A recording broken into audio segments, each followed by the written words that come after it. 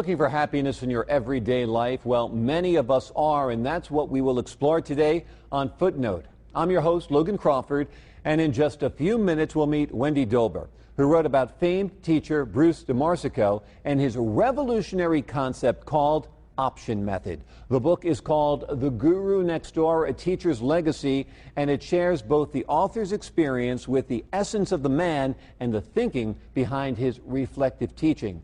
But before the author reveals the secrets to profound happiness, take a look at what several people had to say about moving from suffering to joy. What is happiness? Happiness is being with my family. My wife, my family, being retired. That is happiness. Yes, it is.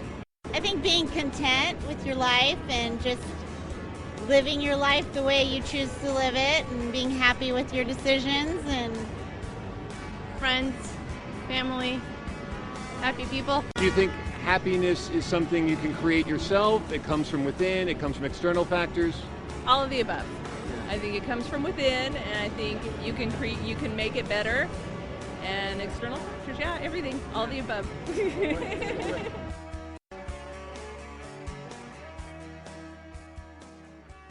The book we're looking at today is called The Guru Next Door, A Teacher's Legacy. It is written by Wendy Dolber, and it is a fascinating book in an interesting genre. It's fiction/self-help. That's right. Yeah, that's unusual, I find, right? Maybe I invented it. Well, that sounds great. It's good to invent things. It's a wonderful story of a girl named Annie. Mm-hmm. And tell us about Annie. Let's just start in the beginning. Okay.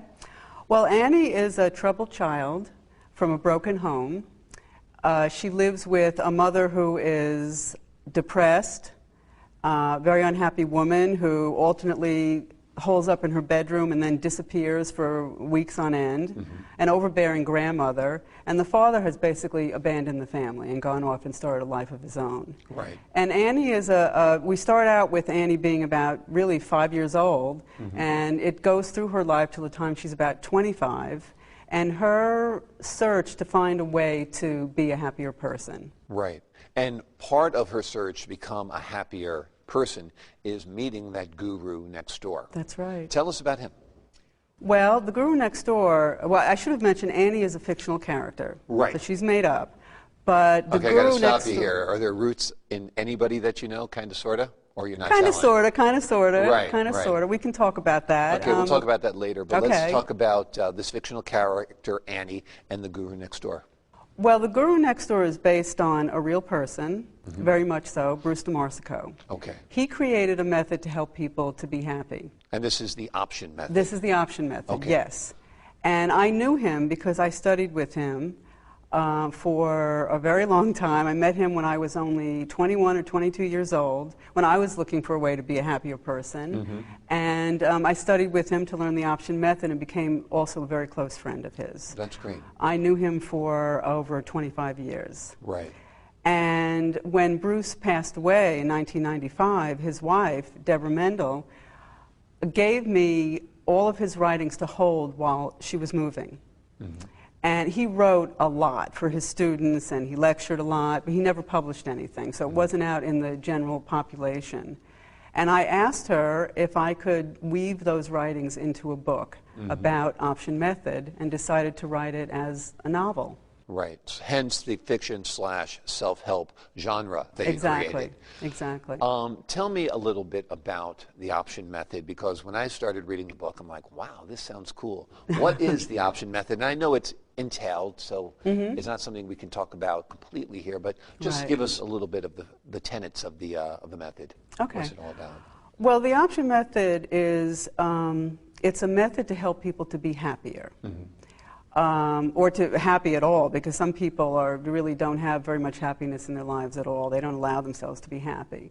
The option method is based on the fact that if people are unhappy, it's not because of what's happening to them, but it's because of what they believe about themselves.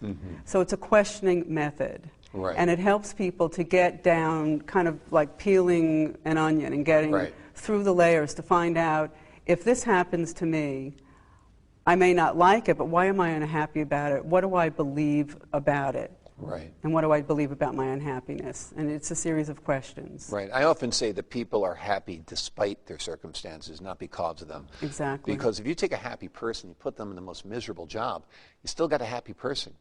You take an unhappy person, put them in the most wonderful circumstance, you still have an unhappy person. That's exactly right. That's exactly right. And Bruce had a great way of kind of describing how that works. Mm-hmm. He has a story about a family. They're standing in front of their house. It's a mother, father, and 2 girls. Mm-hmm. And one of the girls is going away to college.